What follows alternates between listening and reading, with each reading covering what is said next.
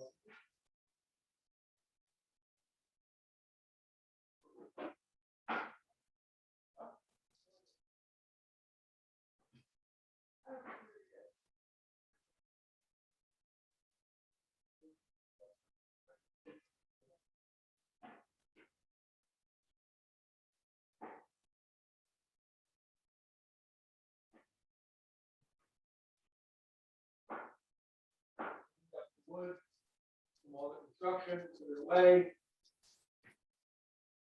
Garbage.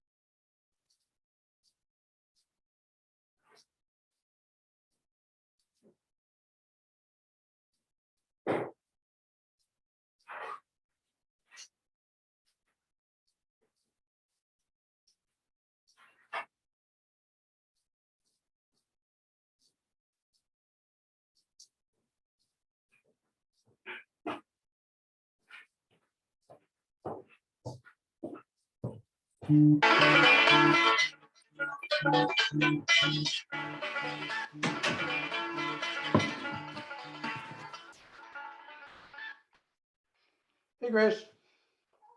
How are you? Okay. Okay. Well, interestingly, that did not work, but meeting post did work. Who knows? I'm in. So I emailed you because I figured that would be helpful. I forgot to text you back and say it just worked. I got in about 2 minutes ago. Yes. Exactly. So you are off for the rest of the night. So congratulations. Don't talk to me anymore. Bye.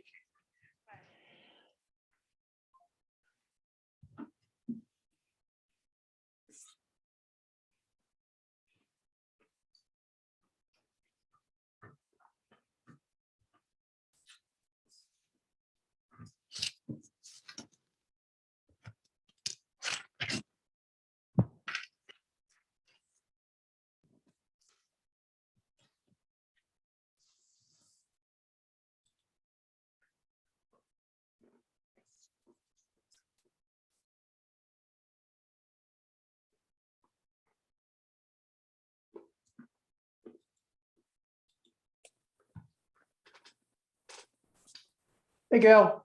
Hey, Michael, how are you? How are you? Good. How are you? Okey-dokey.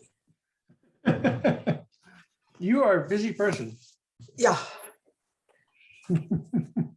Most important today, we dodged a threat of a COVID positive here in the Oh. house. So That's good. yeah, we're feeling very grateful. What was were you like a immediate contact, a secondary? No, my grandson plays at UMass and we went to an ultimate tournament on Saturday. Uh-huh. So his sister and girlfriend are here visiting. And of course, they've been all over the campus. And Carter's roommate came down with a positive ID today. So, Oh, but the roommate's moving out today and Carter's been staying outside. So we all came home and tested at home and we're all negative. that's good. Carter's It's so stressful. It is. And it's like totally unpredictable. Like when you can't see me. Sorry. Hi, I hate talking to black screens. Michael. But I am so grateful for this effect of the pandemic that we can have meetings like this virtually. Yeah. Me too. I hope we can keep it up. I do too. I mean, it's sort of funny though. I was doing sign stuff for the library on the weekend. Yeah. And so I got assigned to Pratt Corner. So I got to meet Zoe for the first time. Ah, It was like, wow, in person. So that's the part you miss is like, I yeah. think we both appreciated seeing each other for Yeah. real life. So you went out to something Pony Farm? Yeah. Yeah. I mean, Cool. she was hanging out with some Yeah. friends. But we'll get much better attendance at town meetings if we could do it virtually. I mean, there are folks who just cannot get to town hall Yeah. for all kinds of reasons. So Oh, and it's so convenient to be able to like just show Right. up and then go away. my coffee cup and Yeah, snacks at hand. It's yeah. that's pretty cool. Hey, I have a question for you. Yeah. I keep forgetting. I'm going to make you co-host because I'm going to keep forgetting to let people in. Did Hi, you Leslie. take? Oh, there's Miriam. And Miriam. Oh, Miriam, I like your graphic.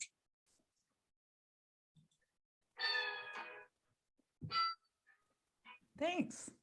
I painted it. You did? Yeah, Oh, wow. That's cool. yeah. In my ample free time, sometimes I dabble. So where are you, Miriam? Are you in Boston? Or are you back I here? am in Boston at the Hope Lodge. How's it going? Well, I just left I don't know what you call it, a Hawaiian luau party downstairs. I Okay. left my husband down there. So they have these parties here like 1 or 2 times a week. I can't see Rob at a Hawaiian luau party. I left him with 2 layers around his neck. So it's hilarious. Wow. They Really, really the try. radiation- It's like being in summer camp. Wow. So is it like you all have different rooms and there's like common space or something?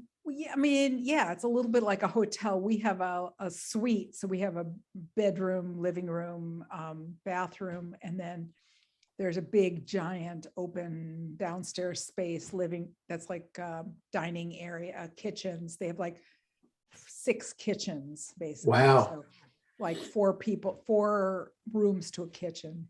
And is this Dana-Farber? Yeah, no, this is run by the American Cancer Society. Huh, So not everybody is from Dana-Farber. There are also a lot of Mass General Hospital patients here, and it's all free. that's amazing. Wow. It is amazing. And usually you have to come with a caregiver, but there's a fair Yeah. number of people here who are by themselves, which is just wonderful that Yeah. there is a place that people can go and, Yeah. you can get food delivered, because we are in a city where things can get delivered. I'm Yeah. learning. What a It's very concept. cool. I don't have to ever go out in public. Is there a shuttle service then over to Dana-Farber?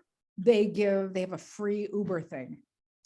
Whoa, Fantastic, fantastic. So you can, I drive, because Yeah. Wow. we get free parking at Dana-Farber, but people who don't drive can get a free Uber rides to and Wow. from everything. So Wow. that's phenomenal.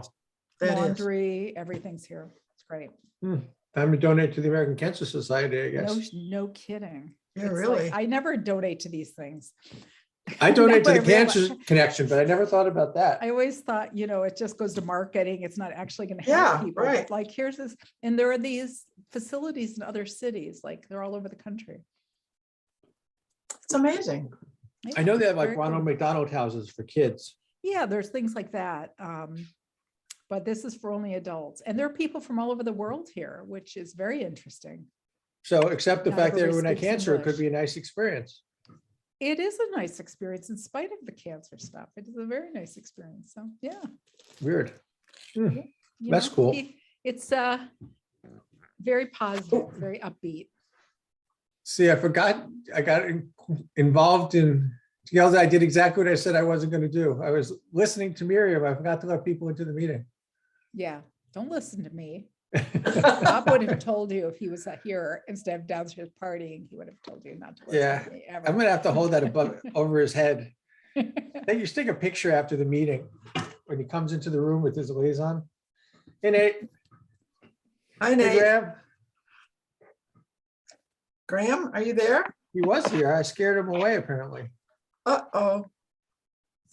And there's Henry. Oh, show us your shirt, Nate. It's just a bunch of animals. Liberation for all. That is way Liberation for cool. all the animals. That's very cool. nice. Henry's back. Hello, Henry. Yeah. And Zoe's here. Hey, we are here. We're a group.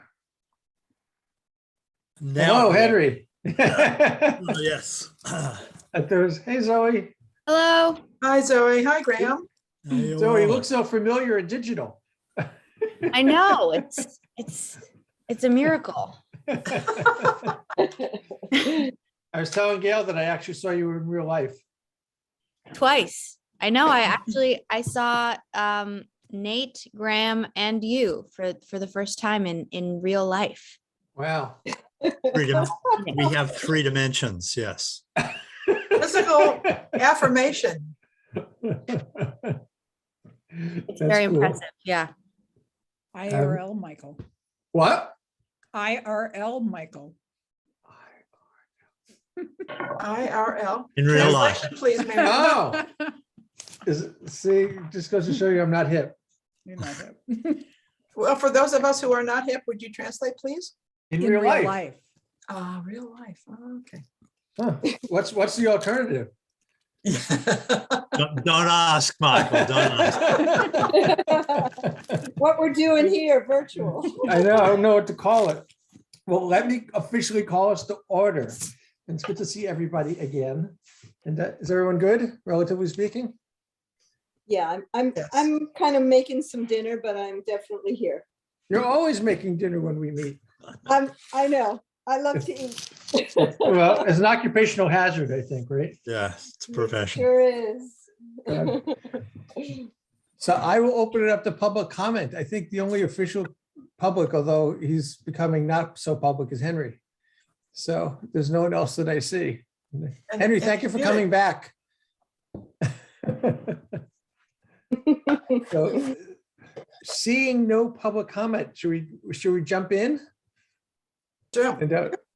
So Sure. the first thing on the agenda is review of the survey, which I want to thank Gail for diligently developing and taking feedback and all that stuff. So Gail, do you want to at least take the first part of the agenda and sort of get our feedback Okay. and share your And I thoughts? am taking minutes, just in case. Oh, anyone- oh, grab. in case anyone was really, really worried or doing it as well.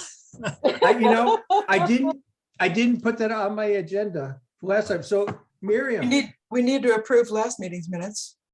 that's later. Oh, okay. But I wanted to, hey Miriam, where'd you go?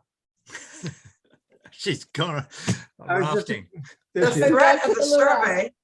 So Miriam, can I confirm that you'll take minutes next time? I think that you should not rely on me for that. Okay, so where'd I might not Leslie be go? here. Hey Leslie, can you hear me? I can hear you. I'm busy making something yummy for me. Okay. I'll have to look at Miriam's template for minutes and do my best. All you can do is your best. That would be great. That's if you could do all, that. you know. I think everyone can attest it's a manageable task. So, I guess so.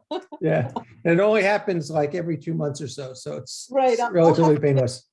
I'll have to make sure I've made dinner by then. Yes, I think that's the only important part. So, sorry, Gail, I interrupted you. Well, I'm trying to find, to get this into screen share. To show you a spreadsheet that results from you all taking the survey, but I'm not sure I can do that. Why can't I get screen share? I'm checked to allow participants to screen share, so you should be able to. Yeah. I don't see how I can bring it. Oh, here we go. Can you see that? Almost. Almost. Yes, there we Okay. go. So this is a spreadsheet that results from responses to the survey. So I just want to show you how very helpful this is, having it in Google form, because here are the questions across the way, all the answers in columns, which all we have to do is tally at the bottom. So there's the whole survey right there. Wow. But I am more interested in your comments on the survey. What went well, what did not, what we need to change. Clarity on some questions, or, yeah. Can you Nate? pull it up? I saw that you took down the form, so, or is it possible to pick up, actually pick out? I can pick up the form, yeah. Yeah, Hold that'd on. be great.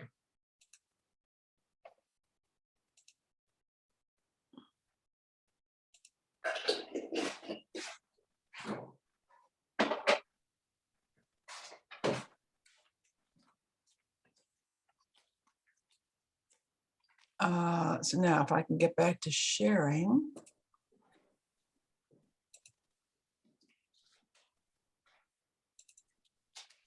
Do you have the form?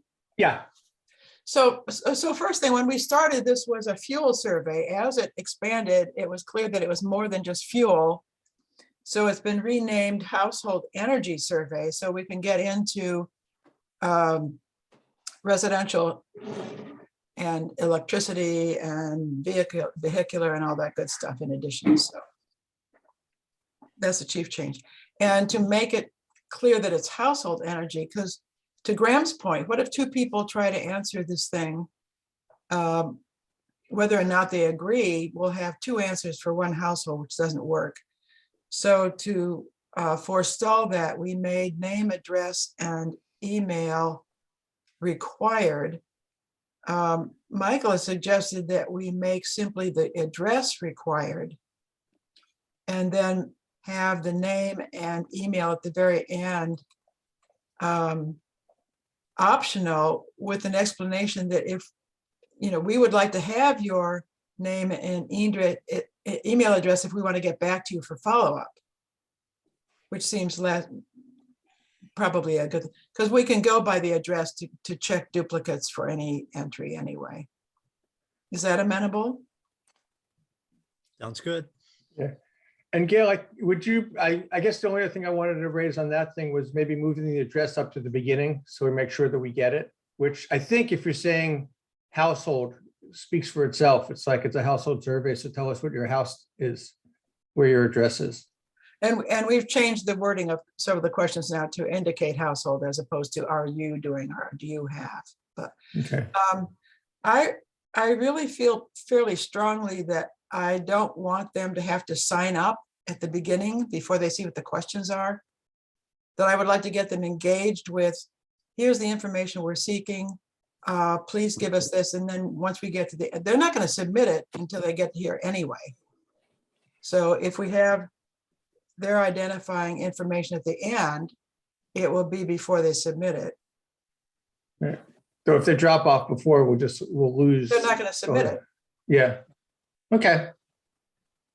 One of the things that I like best about this survey is how it covers a lot of ground, and it really only takes about 5 minutes to fill out. And maybe that's something to flag for the survey taker. Sometimes you get when you're solicited for information, the person collecting the information will give you some sense of like what you're signing up for, because Right. I know I've gotten started on surveys and then I just cannot believe how long they go on. Enough So, already, quit. Yeah. Yeah. Yeah. That's a good So- point. When I've Say done how long surveys, it's gonna take. both in the email and at the beginning of the survey, you just tell them how long it'll be. I think it's a great point. Is 5 minutes a good call? That's plenty. Okay, Do you think? no more than 5 minutes? Yeah, Do well, you- you might try and do it yourself. And I think it's probably 3.5 minutes. Well, but that's not fair because I know it's coming. It's not like Oh, yeah. I'm no longer a naive reader. Say less than 5 minutes. Yes. that's Okay. good. No. Do you want to put something in the email about reassuring people that we're not going to like put their personal information up on a Oh, website? Good. I Excellent just think people suggestion. might say, well, I don't really want to have it on everyone in town. No, I have an electric car. Right. It might be embarrassing or, whatever. So just say this'll, we're. Your and we can- personal contact information is just so we can follow up with you. Right. Good call. Because we do want to be able to report on this, but in a summary form, in aggregate, not with Mhm. not I with think you should make any that clear. identifying information. But you're saying to specify that. I would. Yeah, good idea. Yeah, Okay. yeah. We could say we're only going to use metadata. We won't. We won't. Right. But we won't. We won't identify anyone in our Yeah. reports, in our summaries. And the Google form comes with a promised graphic display, but I must say it's poor. But it's easy enough from an Excel spreadsheet to make bar graphs and pie charts and blah, blah colors. And, so it's attractive and informative at the same time, which would be easier to read than rows and columns of a spreadsheet, which they don't want to look at anyway. So, Yeah. So Gail, is there any other questions that you had questions or feedback of note that you wanted to engage people on? but I've changed some of the things that you suggested, Michael. Yeah, I saw that. I think you asked why we asked for roof mounted solar separate from ground mounted solar, Oh, I was just asking why on a separate page was all. simply because of the form in the form itself. You have to ask these questions under this section. Okay. And if you say no to any kind of solar, then you go past both choices anyway. Got it. Do we care whether it's roof mounted or ground mounted? I'm not sure. I'm not sure that matters to us at all, right? I was betting that we might, particularly since we asked for the year in which it was installed, we could pair that with what federal and state incentives were there, if any, for either. And to your point earlier, Graham, that roof mounted is so much more expensive than ground mounted. We'll have a Yeah, chance. but it's already there, so it's Yeah. money under the bridge. Right, but that's going to be informative for someone later. I mean, at this point, we cannot really urge people to go get solar on their home. Yeah. In either form. I think Yeah. Graham has a good point, though. I mean, if we're just interested in saying, do you have residential solar? It doesn't matter what kind. Oh, well, then I could have said yes, because I have community solar. No, but that's No, not, you don't have, no. yeah, that would confuse things if you said Yeah. you had it at your house, because you don't. that's your electricity service. It's not that you have solar at your home. Right, right. I You know- do have another question. Yeah, There was a question that I skipped because it wasn't a yes and it wasn't a no, and I can't remember what it was. And then the survey spit it back to me. So first of all, thank you for doing it. And second of all, yes, it was very quick and easy. And I guess I just managed to slip through this question. And then at some point I got an email right saying, hey, you skipped this question. And I was like, oh, well, I skipped it because the answer was not there that applied. you wouldn't have seen it, correct. And actually, you and Nate were the first entries here. And because their answers were missing, showed me that I had made a mistake. So on these questions, would you buy an electric vehicle? Mhm. If you say yes, it goes to a certain place. If you say no, it goes to another section in the thing. And I Uh-huh. had this miscued. So your response and Nate's showed me of that error. So I went back and fixed this bug. If you were to take it now, you would see that question. Okay, yeah, because I was like, Wow. would I- how did why would I miss buy that? one Yeah. now? My Prius is only maybe 3 years old and I'm getting 60 miles to the gallon and there's no charging stations in town and I don't have solar panels on my house. And there's a couple of other things, but maybe in the future. So, but I would hate to say no and I would hate to say yes. So. but Right. I So don't- that was the charging station question, right? That was, Yes. Gail, that was the thing that I was saying, is that you would ask me why an other or maybe? And I Yeah. think it's for that reason. Like, if we're trying to find out if there's interest, Yeah. So I've changed the wording to here. If you had an electric vehicle, would you use a charging station installed in town center? oh, Yes. that's good. Does that work? Yeah. Yeah, Okay. Because up here, if you say no, you wouldn't, or maybe, it doesn't leave you any place to go in terms of if you ever do. Mhm. And this question, this would follow regardless of whether you said yes, no, or maybe up here. Okay. You know, something Leslie just said there sort of prompted me to think, I don't know what we call them, but when we're talking about the Green Up program or whatever it is Yeah. referred to, we didn't ask if people were enrolled in that type of thing. Is that something that we would want to? Oh, that would be in terms of electricity service. Yeah. yeah. Yeah, that would be very good to know, wouldn't it? Yep. And that would be a setting where Leslie, I guess you would, even though it's not called Green Up, it'd be nice to capture the fact that there are people like you who have community solar. That would be a useful, those two data points would be good. Add those two questions. Yeah. And maybe we could just do it so that rather than using the name, we could define what they are, because, I don't necessarily think people would know. Yeah, that's true. Yeah. Yeah. And Well, I Used to be called Green Up, and who knows what it's called now. But it is still called Green Up and it's Is it? not Okay. the same as community solar. So Yeah. uh, I You have all, you another, all remind me what Green Up is? if you signed up with CES, blah, blah, blah, blah. I'll have to look that up. So it would be Green Up with a paren as to what that is, huh? Yeah, well, Gail, there's a description thing that you could add for each of the questions. Yes. So below the questions, you could just have a description and put it there. And Zoe, as best I can answer your question, it's you opt in for this program so that you have a different mix of energy. So it's not aggregation, No. but you're buying in where you like, I want to have more green energy. It's very loosely defined.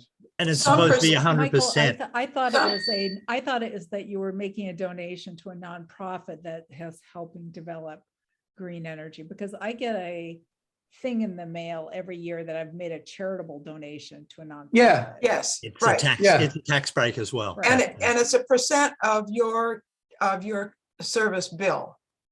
Right. It's I green, get a it's, little uh, extra, based on a little usage. Extra. Yeah, it's Right, the right. Green Consumers Alliance, I think, is Yeah, the so- organization.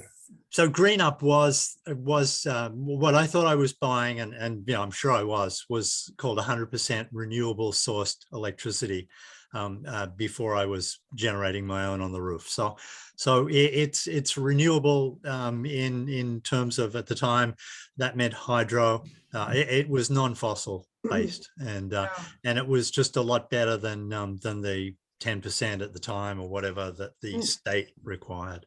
No, that's a different program, I think, Graham. I think Miriam's got it. You get credit for what you have donated to this program. I thought the tax break was because they are A nonprofit.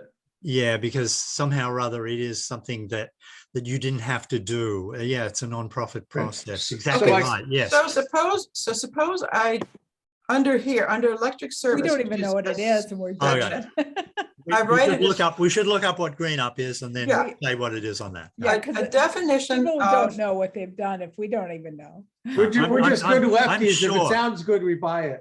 I'm sure I was buying 100% renewable electricity. That was what I bought. So yeah. Yes, Gail. so suppose here, as a description of electric service, your provider is National Grid at this moment. And then a definition of what Green Up is. And then we can ask, do you have a Green Up donation? And is community solar one of the sources of your electricity? When you look up what Green Up does, it won't What's be in terms of renewable? donation. Yeah, I think, so just from the nonprofit perspective, if you make a donation to a nonprofit, you're allowed to get a deduction on the stuff that's not service related. So if you donate to NEPR and you get a mug, you don't get the donation for the mug. You get everything besides the mug. So in this regard, they're giving you some service, which is energy, and that doesn't get deducted, but there's part that goes to the organization. And I think that's the part you get the deduction for. So, Okay, let me look that up and check it out. yeah. I would say, Gail, if you just figure it out and wordsmith it, we're probably good, because you're going to be pretty diligent on communicating it. Okay, and then ask it as a separate question and ask if community service, solar is your source as opposed to National Grid. That would be good to know. Keep in No, mind, actually, I get community solar, but I'm getting it through National Grid. You have to be signed up with a electric. But that's the difference between provider and service. Whatever we get is going to come through National Grid. not true, Not true. because some people in Not true. town are on Eversource, I think, the other one. Really? Really? I Yeah, don't yeah, think so. Yeah, down near Atkins. I'm sure that. Okay, so, Ah, Yeah, and I know Interesting. some people up who have Nextamp, and they were doing it through Eversource and having okay, problems. Zoe, what Okay. do you have? Because you're If probably we in that had neighborhood. community solar in our I need to town, ask my that would be mom. different. Okay. but is your bill on National Grid? I'm pretty sure. Leslie, what's your bill? Sometimes I get a bill from National Grid that says 0 as this month. And then Common Good from Community Solar will bill me with 15% off of my bill. So But your service is community solar, your provider is National Grid, is that right? Yeah, Okay, I think Mary Ann will be able to explain better than I am, because I'm still trying to figure out how it all works, because the billing is very slow. Like I get billed from Co-op Power sometimes months after, so it's like, they're just sending me the November bill, but we're already in May, so it's a little weird. But that's their system. They're trying to get better.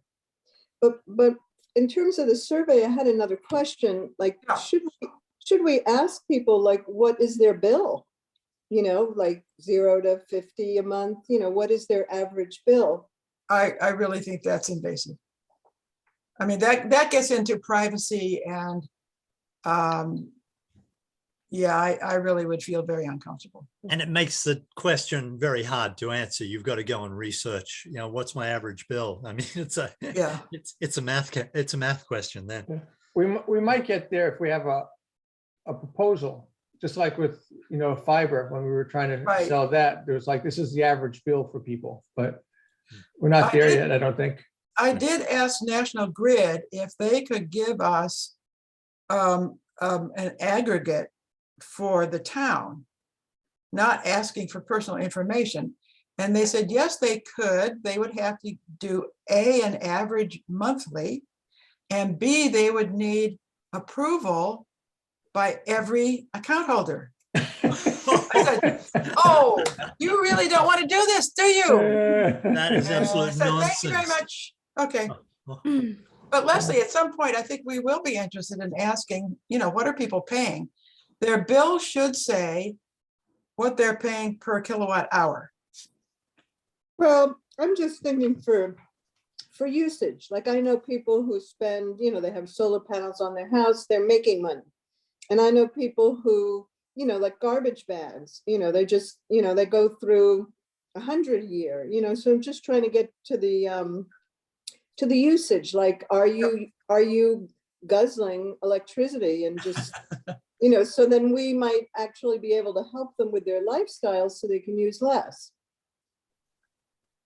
That's I all. think this survey doesn't want to get to Get into that stuff. to that. But general categories are good, Yeah. like this, like where's your service? Okay, I'll clean this up. Okay. Thank you. I'm just thinking about when we have a community education forum, man, that's just gonna be mind bending. Because if we're having this conversation, can you imagine with 100 people or 200 people in the room? Well, that'll be an interesting thing. Yeah. So assuming this gets cleaned up and is all ready to go, I think the other two parts of the conversation is outreach and distribution. So like, when do we want to send it out? I would assume we'd send it out on town announce. And, just for people who are not used to this conversation, there's only one official, well, there's two official ways of sending things out for town. There's town announce, which is the email distribution that people can sign up for.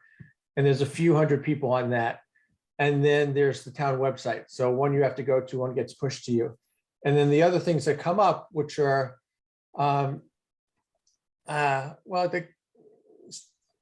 there's differences of opinion. I don't know if I'd say it's controversial, but there's posted on Nextdoor and Cricket. And the issue with those two is that Nextdoor is privately owned and it's not run by the town. And eCricket, I don't know if it's a nonprofit or not, but it's also not run by the town. So some committees will take whatever's developed officially by town and post it out, and then a member will post it because some committees like to use Nextdoor. I know like the select board does not. I'm sure the FinCon does not. The planning board does not. But there's others that probably do. But I think we should send it out at town announce and put it on the website. And I don't know if people have thoughts about the other two. What's the Yeah. reason for not putting it on Nextdoor? Well, Get responses from people who don't live in town. But you can limit it to You can. Shutesbury. yeah, I think besides that part, it's that, so we can't really engage in back and forth, which is what there's an expectation on Nextdoor, that it's a whole discussion debate platform.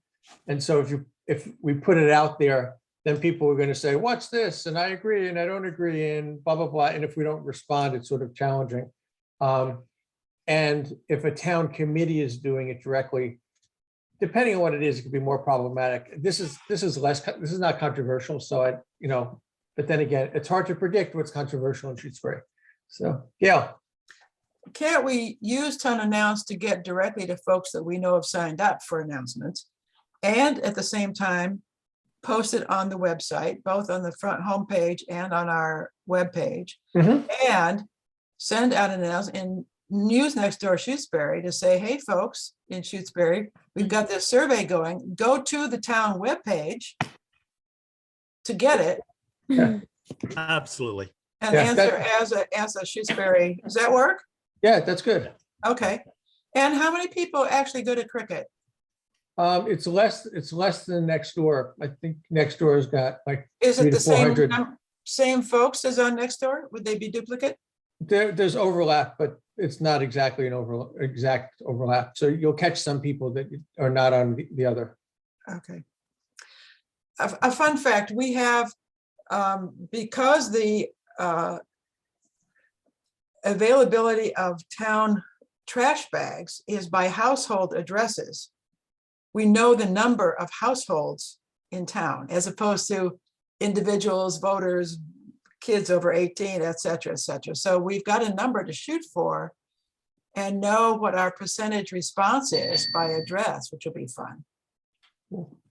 So in terms of timing, I mean, I had some thoughts, but we should discuss it. So town meetings just a little over 2 weeks away. There's surely going to be like a buildup in terms of, activity getting into town meetings. So the question is, do we wait till after town meeting and just, physically announce it at town meeting or do it before? What do people think?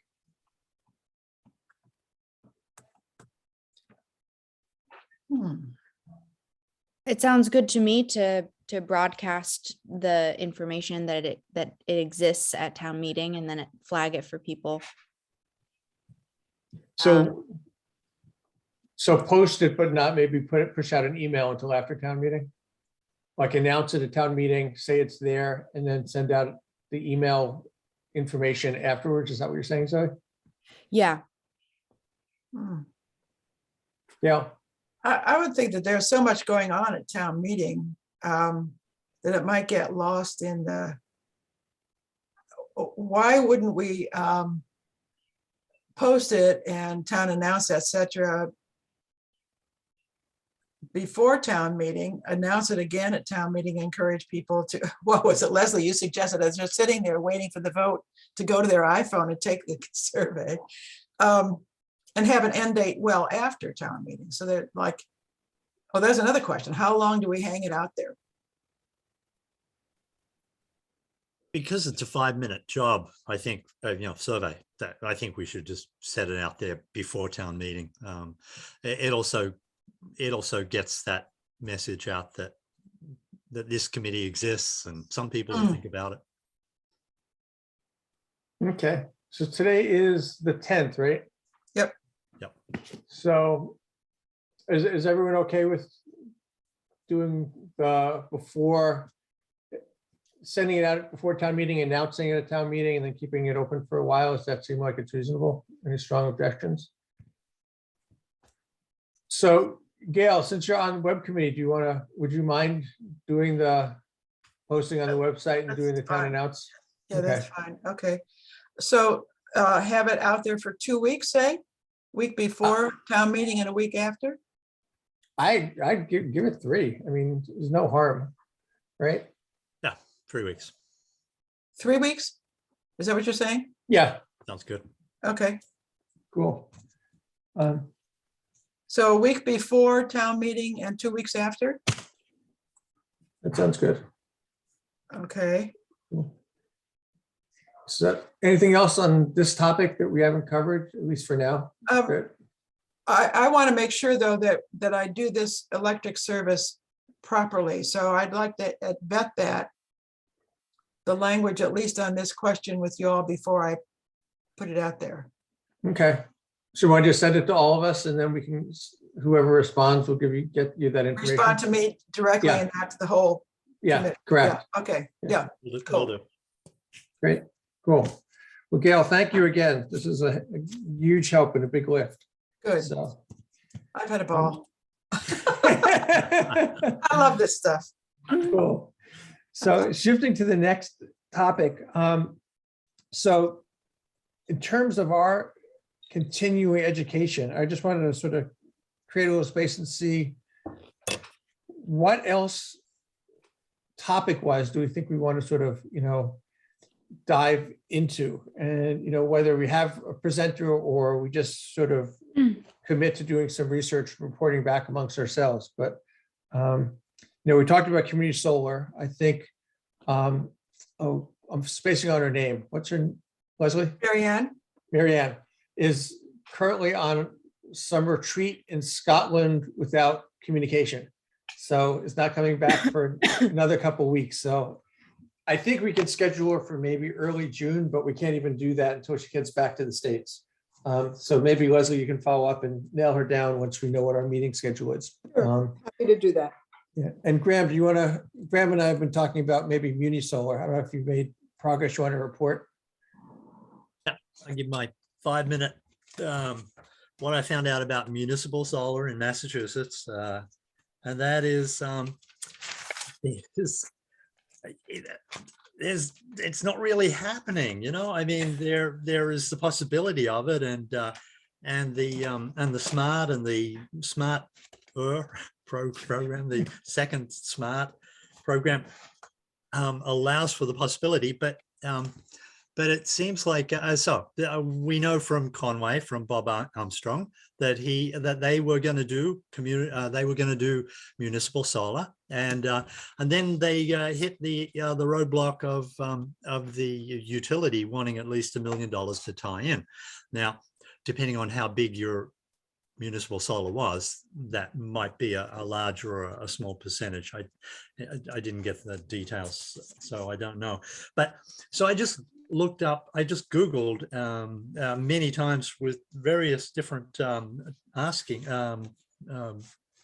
keywords in Massachusetts. The leaders in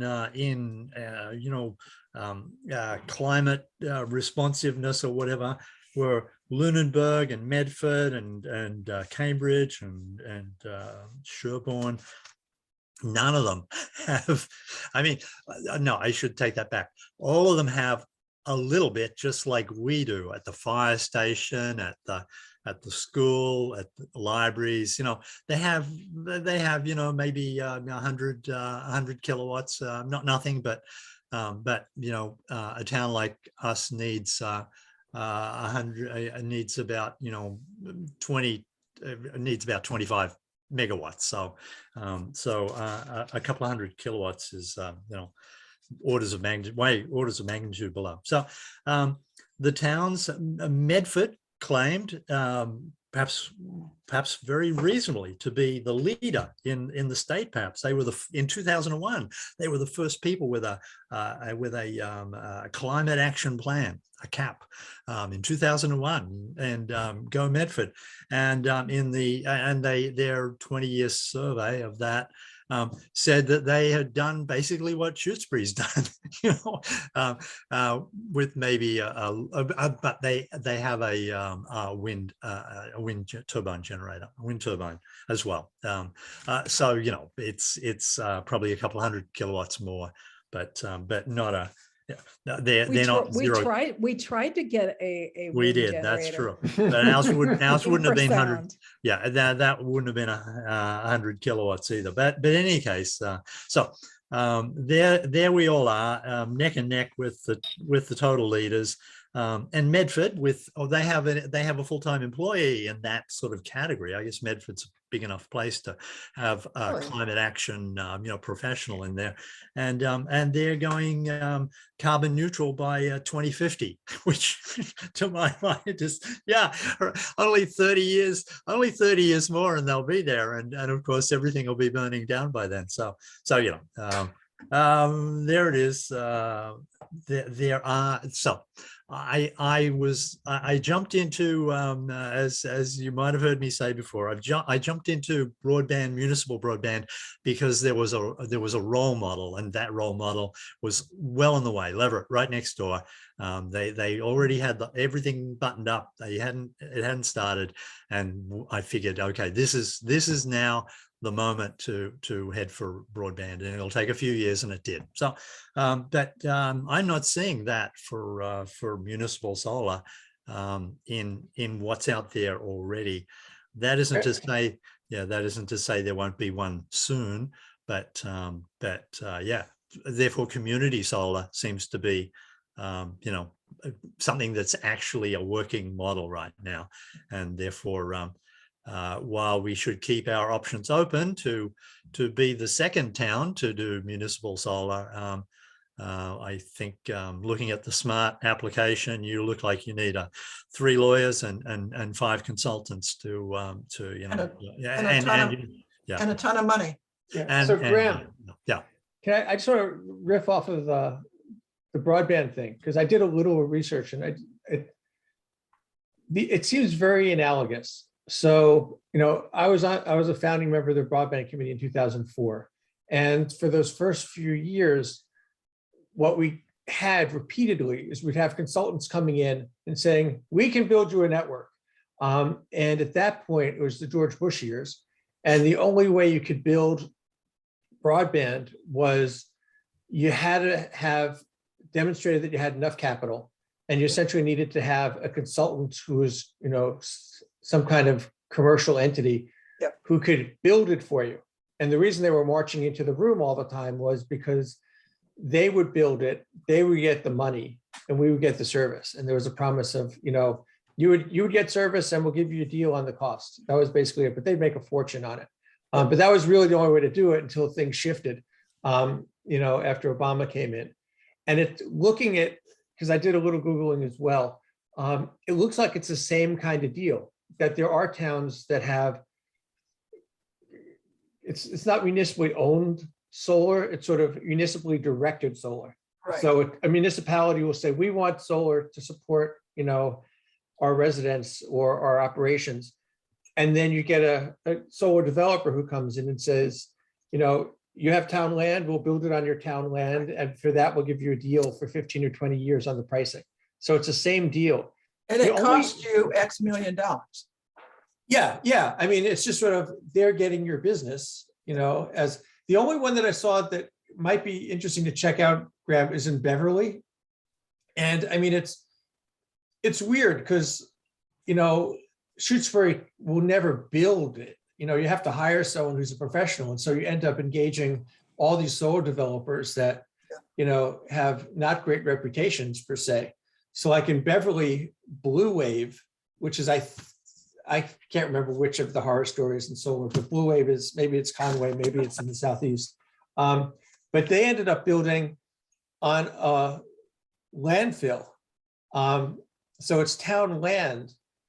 And as far as I could tell, it looks like it's a community solar project that got built. So it's like this hybrid kind of thing. So I think I agree with you, Graham. I don't think the model's there yet, which is somewhat frustrating. But it seems like, maybe Beverly had some kind of leverage where they could do a little bit more than just become customers, because we could take not that we have enough land, but if we had enough land for a developer with down solar, one could make the argument, well, we'll give them the land and they'll build it and they'll give us a deal. That's sort of the current model. Gail? But that is still the problem, the land. We don't have landfills. We don't have brownfields. We don't have, any land use for solar is going to be a sacrifice to how we use our land. It's a good point. Any town might say that when you think about it. I mean, Not if they have brownfields, or if they have open land that's not being used. Some towns love to look at their open land because there are conservation easements on agricultural land for that reason. So yeah, we often with our lovely forests, we often sort of I've heard reference to degraded and whatever land of Hadley, and I cringe a little when I hear that sort of attitude towards other people's towns, because a lot of them don't think of their towns as degraded, and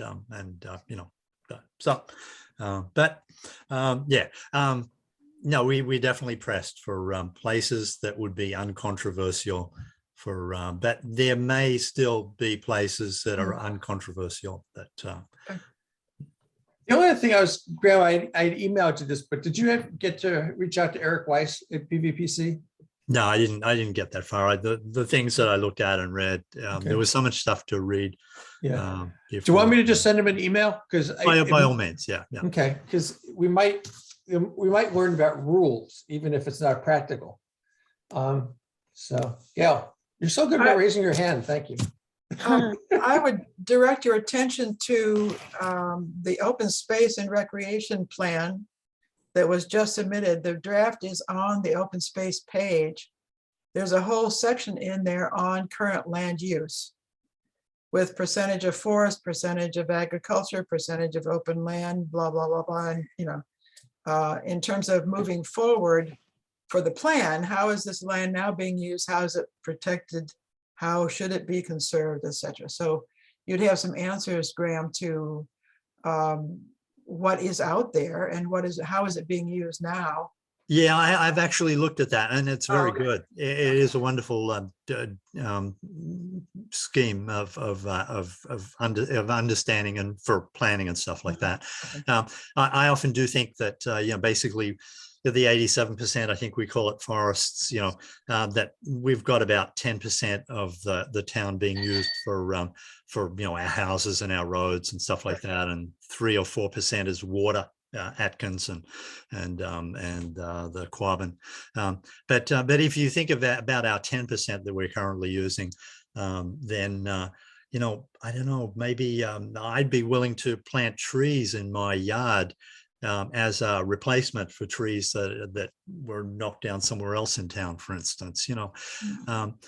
My big concern, and something that will probably become increasingly an issue, I know people in Australia who can't live in the woods anymore because they got burned out of it, basically, and they won't move back there. And that's happening in the Western states as well.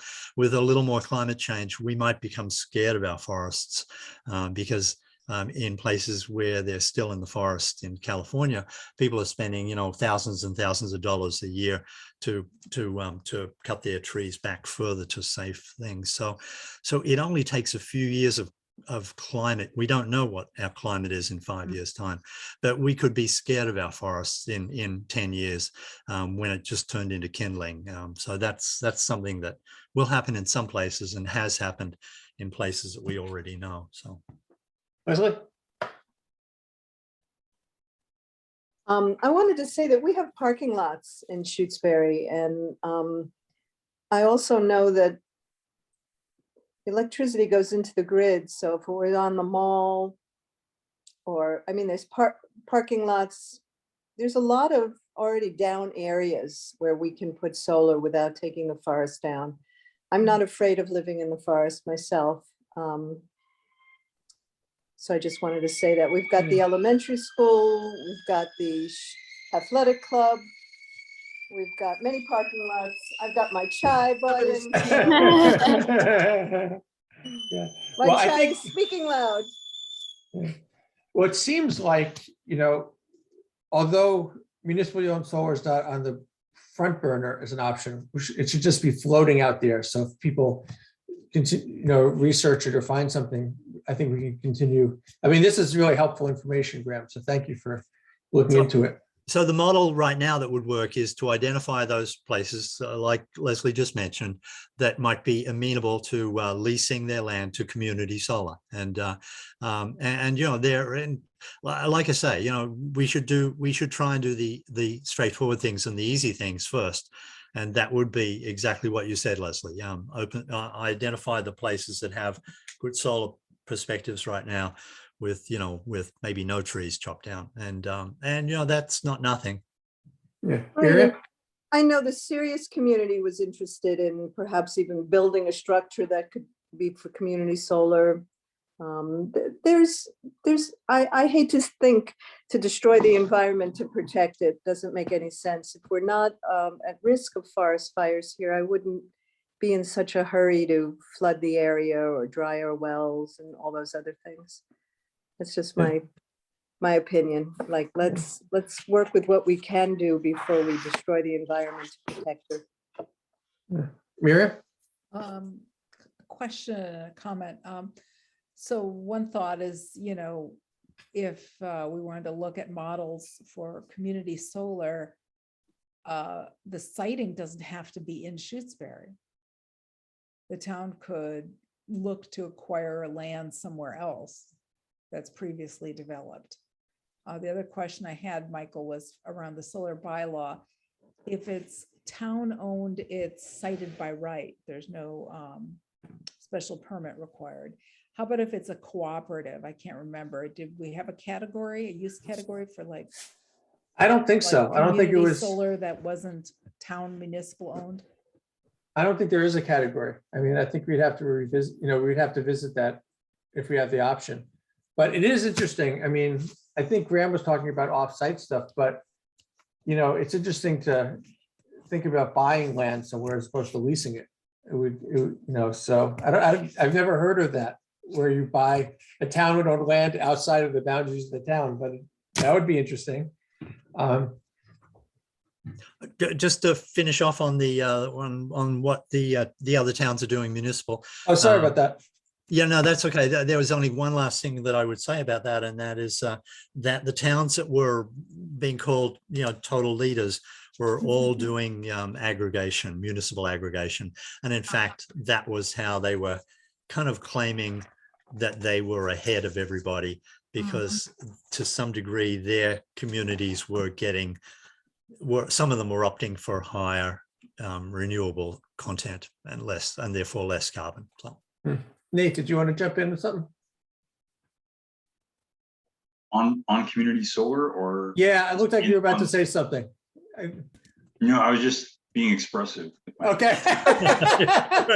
Cool. We support expressive.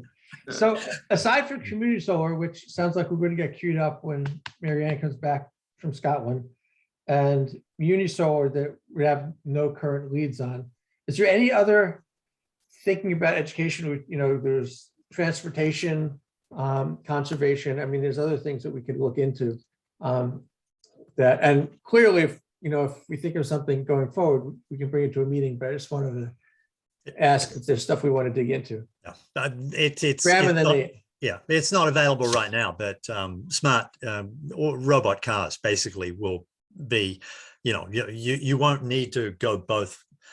You won't need to park a car in Amherst for all day. It can just shuttle around and it'll increase the efficiency of people. We're not there yet, but syndicates or even the town could own. It's suddenly public transport could be an option as a town-owned Uber car, basically, that did this shuttling, and you'd have the application on your thing. You would book it, when you wanted it, and it would come and get you, and it wouldn't have a driver, so it would be very inexpensive. So. Nate? On the S curves, yikes. Yeah, I was thinking about, the purpose of our committee, and it is set up to think about the municipal vulnerability plan and the hazard mitigation plan. Put together, that's like well over 300 pages of material, and I was just trying to think about how to strategically approach those documents and give them a close read with the lens of our what we're meant to do. It seemed like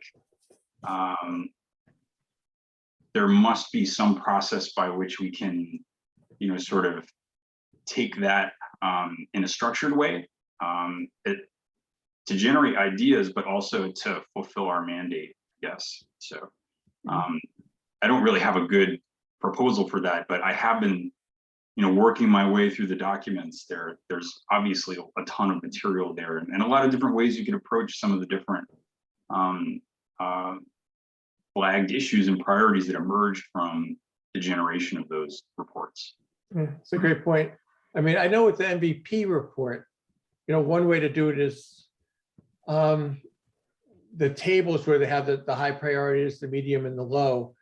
What I ended up doing for this last grant, which did get submitted on time on May 5th, by the way, is I categorized each of those priorities based on the MVP categories. So like, there was stormwater and there was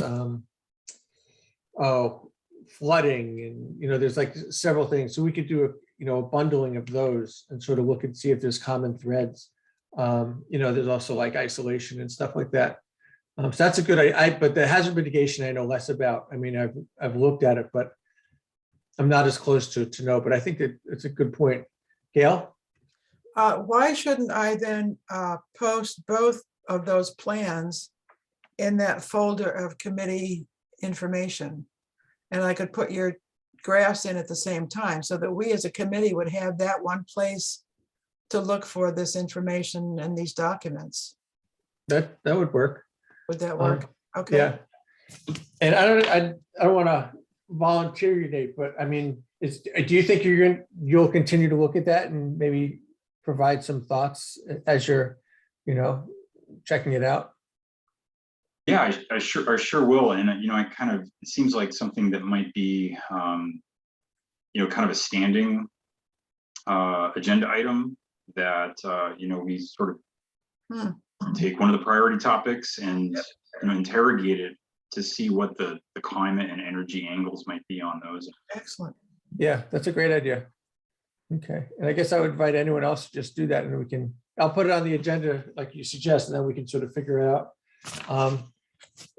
If when you're looking, there's something that jumps out, it's like, let's do this first, just shoot me an email and we'll tackle that one. That sounds great. Any other thoughts about top of mind things we want to think about education wise? And Henry, I know you haven't talked, you're not part of the committee, but you can jump in at any point, so feel free. Leslie. You're muted. I'm always thinking of lifestyle, and I know that I love my neighbors, but when they come over and they smell like Tide, I feel like I want to help people understand all the chemicals that they're using that are related to fossil fuels, like personal care cleaners, personal care stuff, clothing. I mean, there's so much in lifestyle. Paint. I have a good friend who didn't understand he could get a non-toxic paint to paint his house. And these are the kinds of things that I get really excited about, helping people with food, growing food, those kinds of things where you can lessen your fossil fuel use considerably. And as a town, we could do that. Yeah, what about an offer of a list of resources for people who might be doing home projects like starting a garden or starting to raise chickens or building a new shed or whatever. And then people who might be able to direct them to complete those projects in a sustainable, regenerative way, some kind of list of people who have already done those things that are offering themselves as resources, and maybe like demonstration sites for that kind of thing. So just having a list out there, maybe even on the town website or something, people to call. Yeah, you're responding? Do you know of an organization that has compiled lists like that we could put as a resource for regenerative and Well, I'm like thinking, has NOFA done anything like that, or?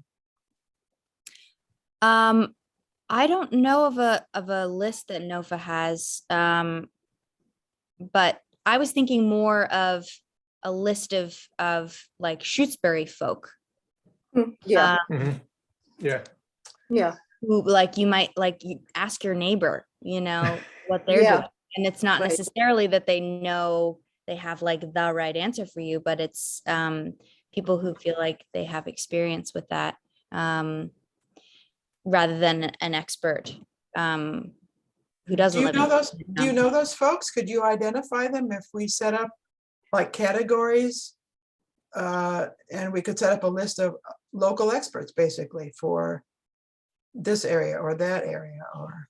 well, I am one of those people. I Yeah. built a house in 86 as a natural home, and I had to send away for a lot of materials. Some are more readily available now locally, and some are not. I'd be happy to be a resource. I imagine Zoe could help people with composting. I mean, as I could, there's a lot of little details that that I'd be happy to help, and maybe Zoe, I think other people on this committee understand like where all the fossil fuel use is and how we can, as a community, lower our carbon footprint just every day.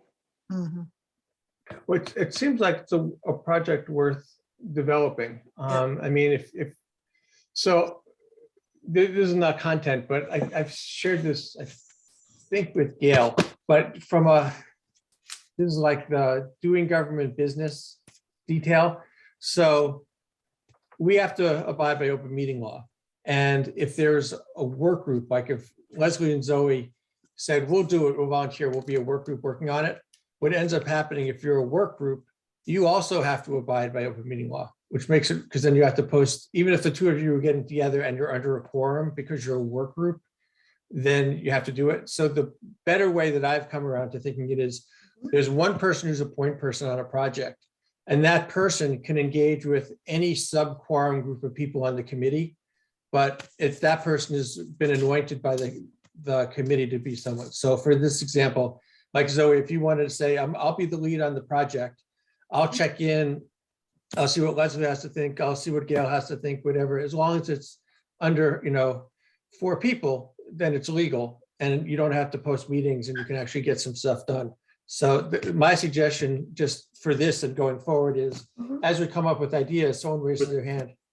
Excellent solution. Yeah. So, and my 2 cents on the substance, so is, I think it'd be interesting. There's things, if we can do like what we did with the fuel survey, of develop it over a couple of meetings and figure it out.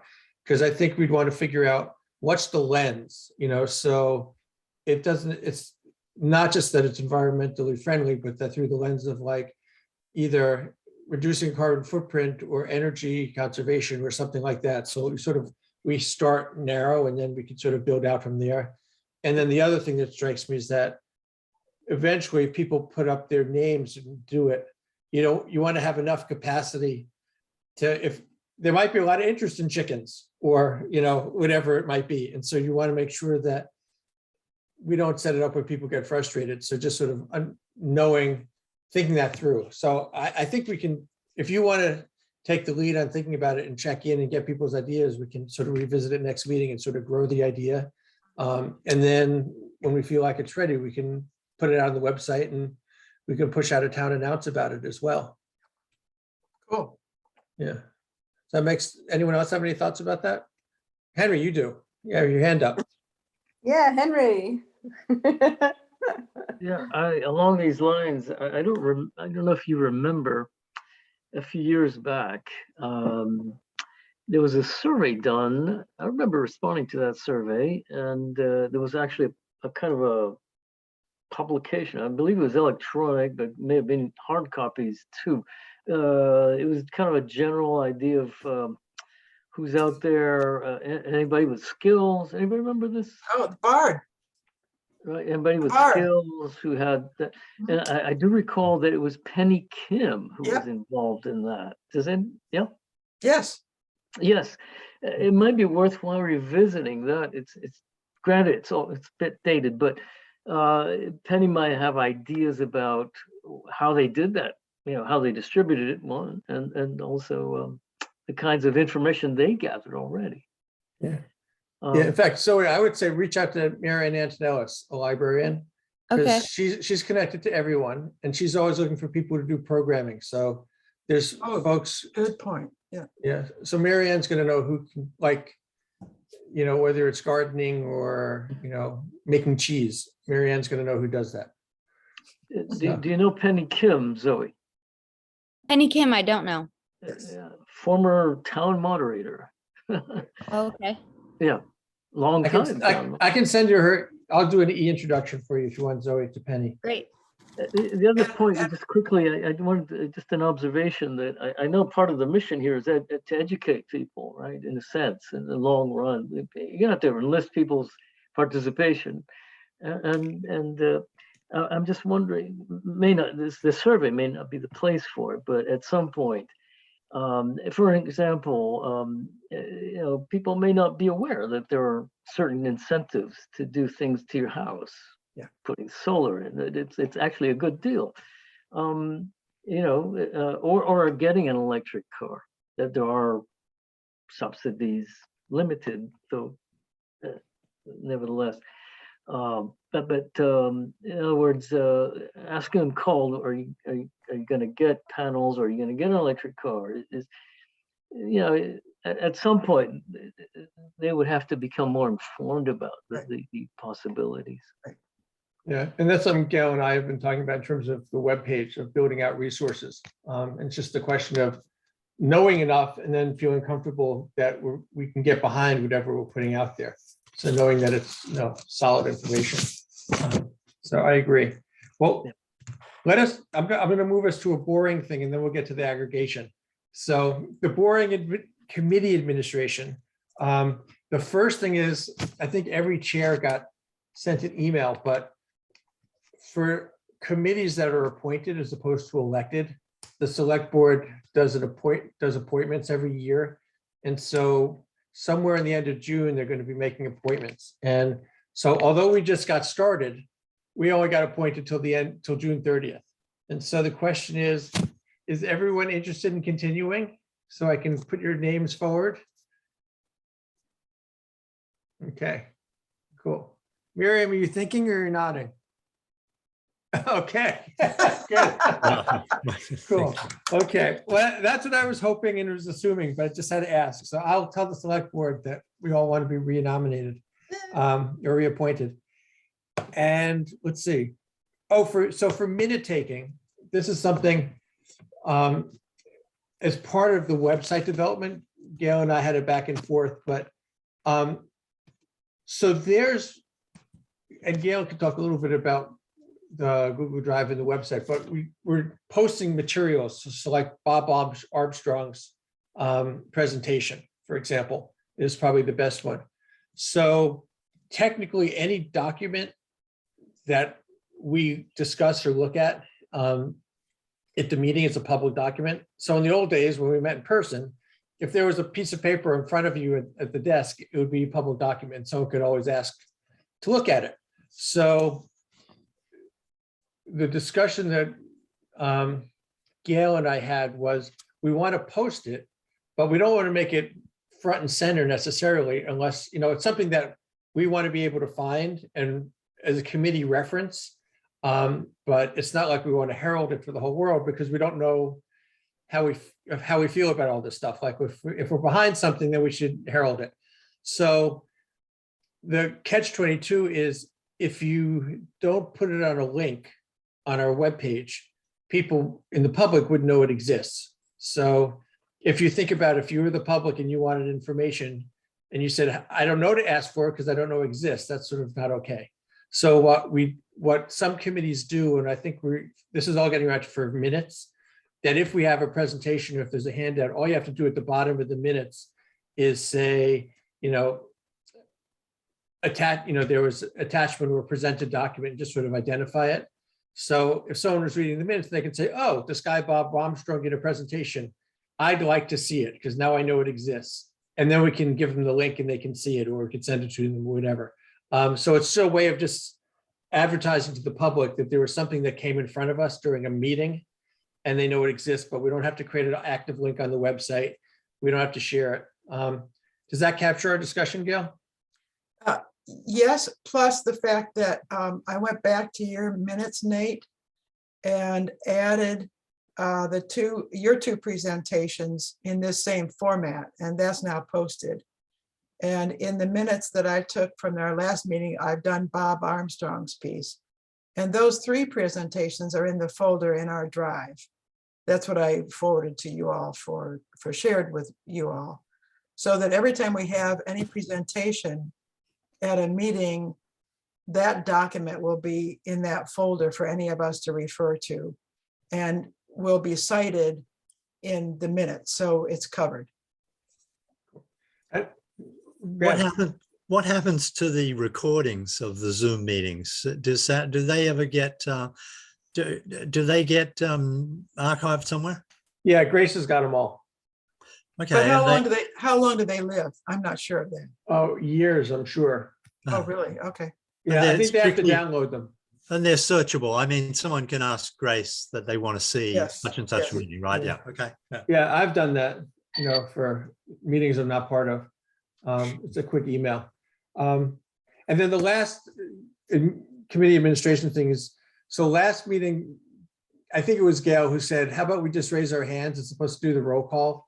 And afterwards it seemed a little funky and informal. So going forward, when we vote, I'll just do the roll call thing. It just seems like it's cleaner. So people can say aye or nay or abstain.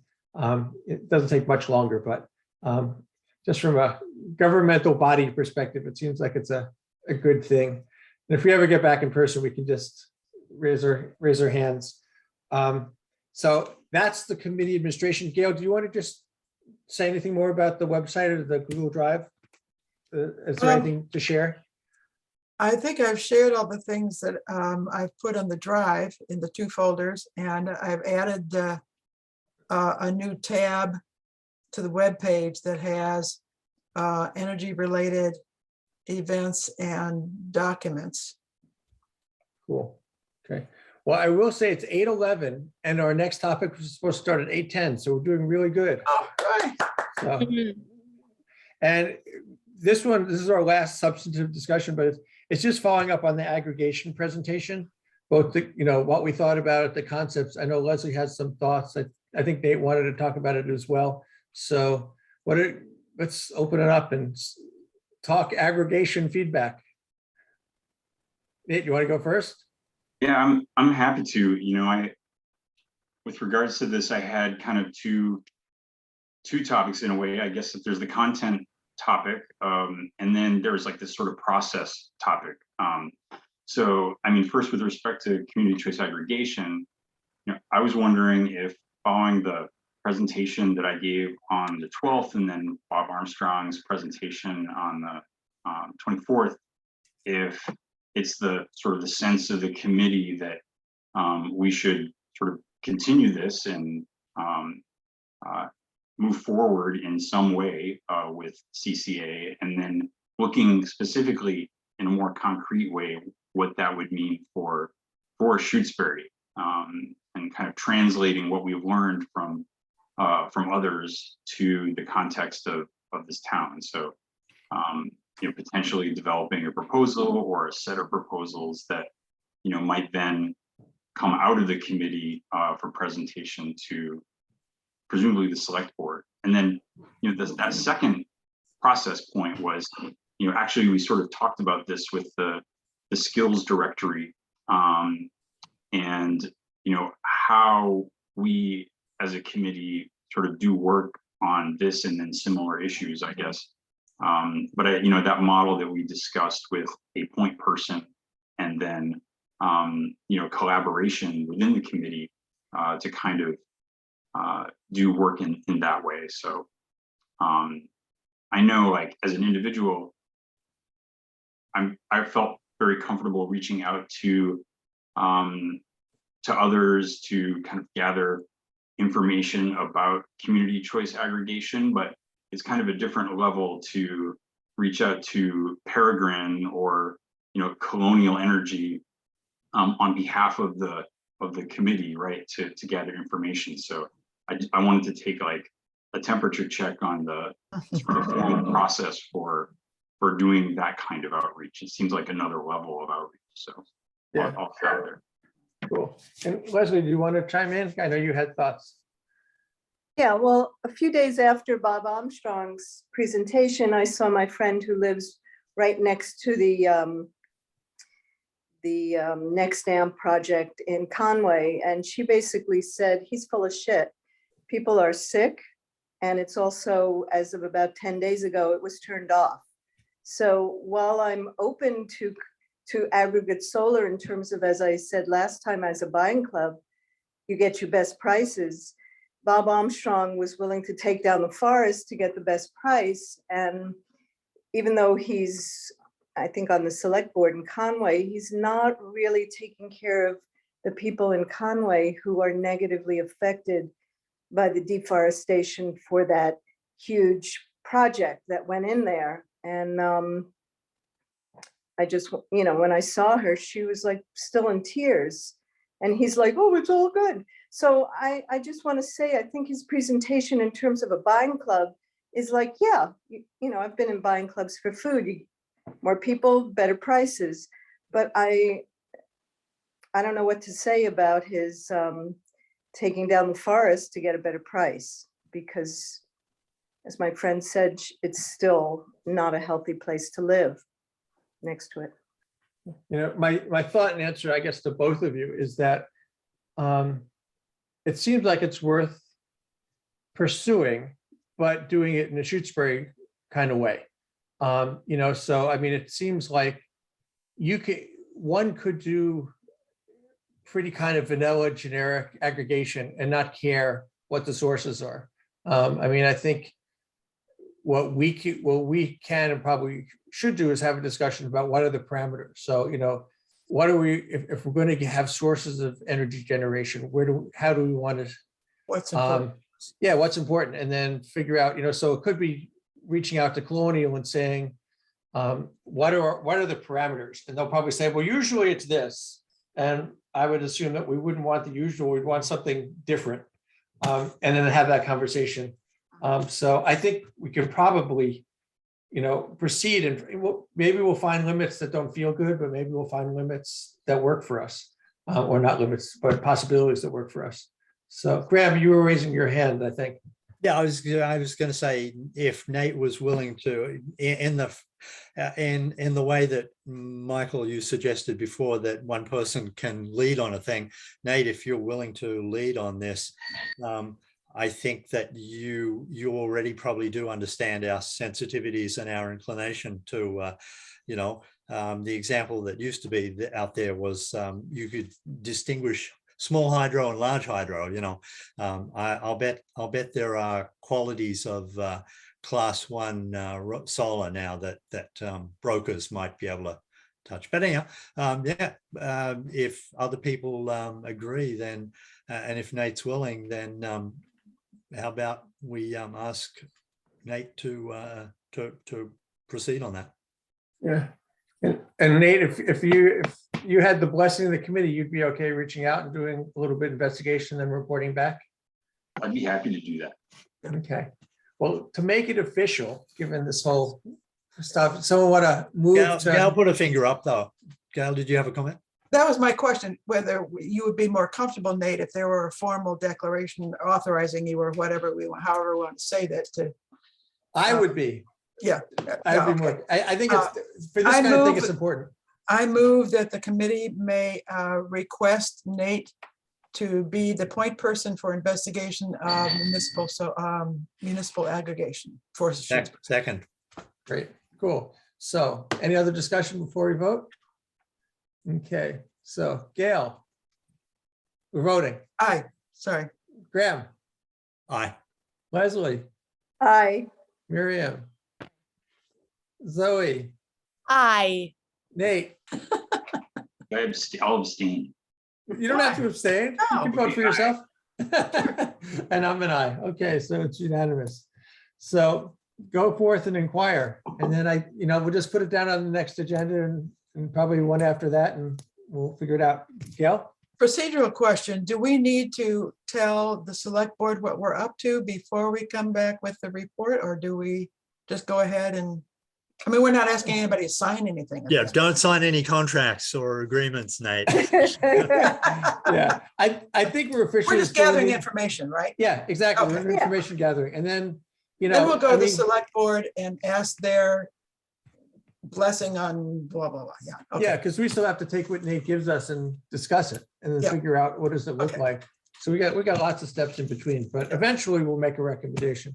So I think we're good. So the only two things are, it sounds like Leslie, you'll take minutes next time and you can, all the minutes are posted, so you can either look at Miriam's template or the ones on the website, which you can find.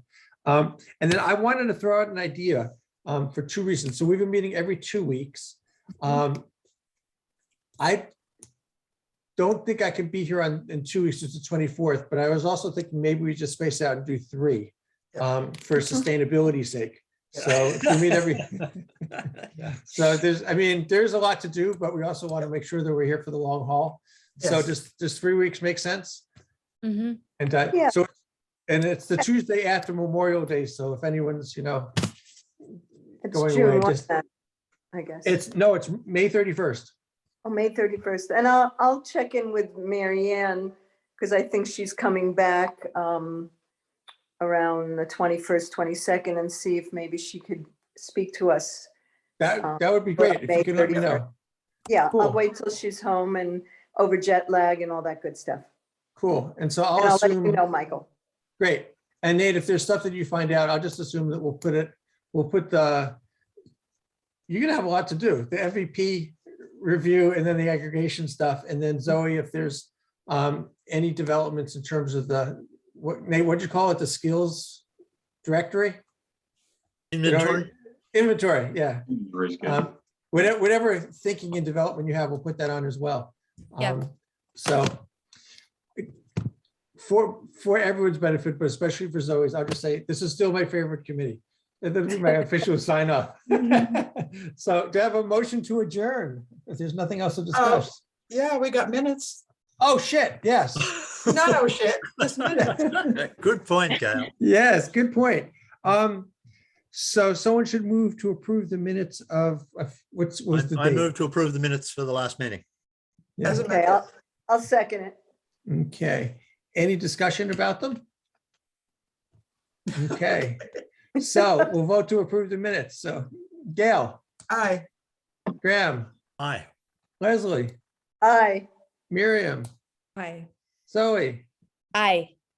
Nate, Aye. and I'm an aye. So it's unanimous. Thank you for taking them. Okay. And, sorry, I almost forgot. It's a very important task. It should not be forgotten and fully appreciated. So nothing undone and unsaid that I have forgotten before we sign off. Okay, Nothing I can think of. okay. So anyone want to move to adjourn? Second. No, I was not moving. I was suggesting. I'll move to adjourn. Okay, and Gail seconded. Just give me a thumbs up and we'll go from there. Okay. Have a delightful evening, everybody. Thank you. See you Thank in you. 3 weeks. Thank See you. ya. 3 weeks. Bye.